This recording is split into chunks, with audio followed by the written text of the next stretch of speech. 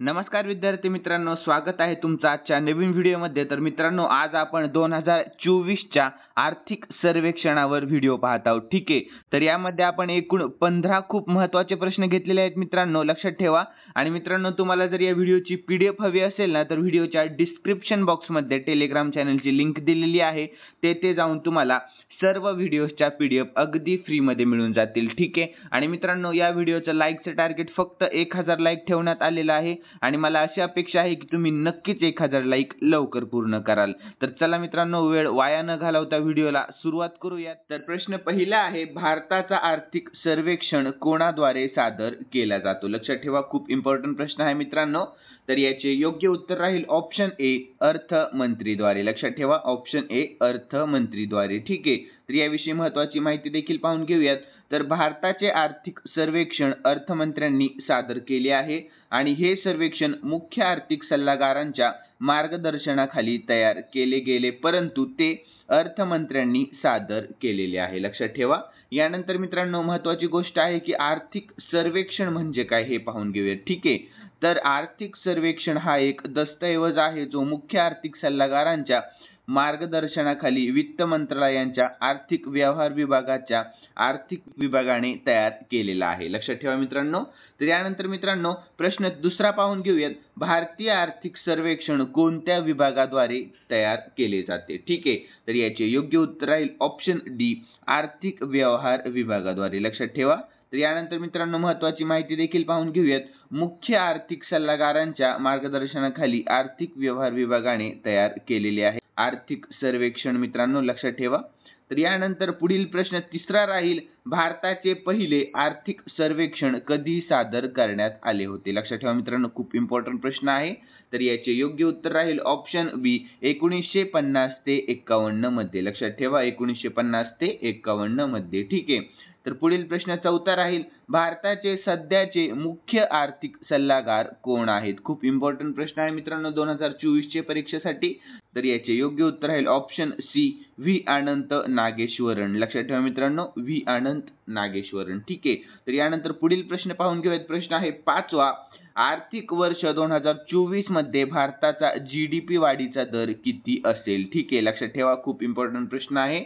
तर याचे योग्य उत्तर राहील ऑप्शन ए, 6.5 ते 7%. लक्षात ठेवा, 6.5 ते 7%. ठीक आहे. तर यानंतर मित्रांनो, आपण GDPचा लॉंग फॉर्म पाहून घेऊयात. तर ग्रॉस डोमेस्टिक प्रोडक्ट. लक्षात ठेवा मित्रांनो, लॉंग फॉर्म. तर यानंतर पुढील प्रश्न पाहून घेऊयात. प्रश्न आहे 6वा, चालू आर्थिक वर्षात 2024च्या भारताचा महागाई दर किती आहे? लक्षात ठेवा, खूप इम्पॉर्टंट प्रश्न आहे. तर याचे योग्य उत्तर राहील ऑप्शन सी, 4.5%. किती आहे? 4.5%. ठीक आहे. लक्षात ठेवा. तर पुढील 7वा प्रश्न पाहून घेऊयात. भारतात आर्थिक सर्वेक्षण कधी सादर केले जाते? ठीक आहे. लक्षात ठेवा, खूप इम्पॉर्टंट प्रश्न आहे.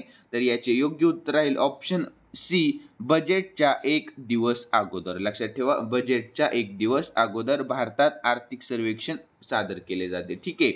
तर यानंतर 8वा प्रश्न देखील पाहून घेऊयात. आर्थिक वर्ष 2024 मध्ये देशाची आर्थिक वाढ किती राहिलेली आहे? लक्षात ठेवा, खूप इम्पॉर्टंट प्रश्न आहे. तर याचे योग्य उत्तर राहील ऑप्शन बी, 8.2%. लक्षात ठेवा, 8.2%. ठीक आहे. तर यानंतर पुढील आहे प्रश्न 9वा, चालू आर्थिक वर्ष 2024 मध्ये अन्नधान्य महागाई दर किती टक्क्यांपर्यंत वाढले आहे? लक्षात ठेवा, खूप इम्पॉर्टंट प्रश्न आहे मित्रांनो. तर सगळे प्रश्न मी सिलेक्टिव्ह घेतलेले आहेत, इम्पॉर्टंट प्रश्न घेतलेले आहेत मित्रांनो. तर याचे योग्य उत्तर राहील ऑप्शन बी, 7.5%. ठीक आहे. लक्षात ठेवा, 7.5%. लक्षात ठेवा. यानंतर 10वा प्रश्न देखील पाहून घेऊयात. PM सूर्यघर योजनेअंतर्गत किती गिगावॅट सौर क्षमता जोडणे अपेक्षित आहे? लक्षात ठेवा. तर याचे योग्य उत्तर राहील ऑप्शन सी, 30 गिगावॅट. लक्षात ठेवा मित्रांनो, 30 गिगावॅट. ठीक आहे. तर यानंतर महत्त्वाची माहिती देखील पाहून घेऊयात.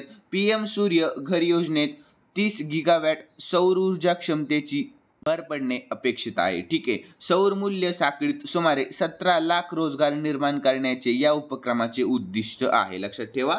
तर PM सूर्यघर योजना यावर्षी फेब्रुवारीमध्ये 75,021 कोटी रुपये खर्च करून सुरू करण्यात आलेली आहे. किती रुपये खर्च करून? 75,021 कोटी रुपये खर्च करून. ठीक आहे. तर पुढील 11वा प्रश्न आहे, आर्थिक सर्वेक्षण 2024 नुसार दरवर्षी किती लाख नोकऱ्या उपलब्ध करून देणे आवश्यक आहे? लक्षात ठेवा, खूप इम्पॉर्टंट प्रश्न आहे.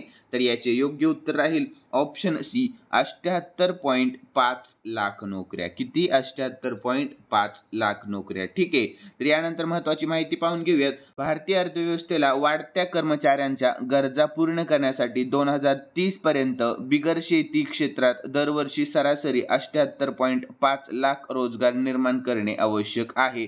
तर सर्वेक्षणात असेही दिसून आले आहे की 65% लोकसंख्या 35 वर्षांपेक्षा कमी वयाची आहे, तरीही अनेकांकडे आवश्यक कौशल्य नाहीत. लक्षात ठेवा. तर मित्रांनो, सध्या केवळ 51.25% तरुण रोजगारक्षम आहेत. लक्षात ठेवा. यानंतर मित्रांनो, पुढील 12वा प्रश्न पाहून घेऊयात. आर्थिक सर्वेक्षणानुसार जंक फूड आणि अस्वास्थ्यकर अन्न खाल्ल्याने किती टक्के आजार होतात? लक्षात ठेवा, इम्पॉर्टंट प्रश्न आहे. तर याचे योग्य उत्तर राहील ऑप्शन ए, 54%. लक्षात ठेवा, ऑप्शन ए 54%. ठीक आहे. तर पुढील 13वा प्रश्न पाहून घेऊयात. आर्थिक सर्वेक्षण 2024 नुसार प्रदेशात स्थायिक झालेले भारतीय किती अब्ज डॉलर्स देशात पाठवतील? लक्षात ठेवा. तर याचे योग्य उत्तर आहे ऑप्शन सी, 124 अब्ज डॉलर. लक्षात ठेवा, 124 अब्ज डॉलर. ठीक आहे. तर यानंतर मित्रांनो, 14वा प्रश्न आहे, आर्थिक सर्वेक्षण 2024 नुसार बेरोजगारीचा दर किती टक्के कमी झालेला आहे? लक्षात ठेवा, खूप इम्पॉर्टंट प्रश्न आहे. तर याचे योग्य उत्तर राहील ऑप्शन ए, 3.2%. लक्षात ठेवा, ऑप्शन ए 3.2%. ठीक आहे, लक्षात राहील. यानंतर मित्रांनो, शेवटचा प्रश्न आहे 15वा. आर्थिक सर्वेक्षण 2024 नुसार भारताची सेवा निर्यात किती टक्क्यांनी वाढलेली आहे? खूप इम्पॉर्टंट प्रश्न आहे, प्रश्नाकडे लक्ष द्या. तर याचे योग्य उत्तर राहील मित्रांनो ऑप्शन डी, 4.9%. लक्षात ठेवा, ऑप्शन डी 4.9%. ठीक आहे. आणि जर मित्रांनो आजचा जर व्हिडिओ तुम्हाला आवडलेला असेल तर नक्कीच व्हिडिओला लाईक करा आणि सबस्क्राईब करायला अजिबात विसरू नका आणि कमेंट बॉक्समध्ये नक्की सांगा की व्हिडिओ कसा वाटला. ठीक आहे. तर भेटूयात नवीन व्हिडिओमध्ये. धन्यवाद.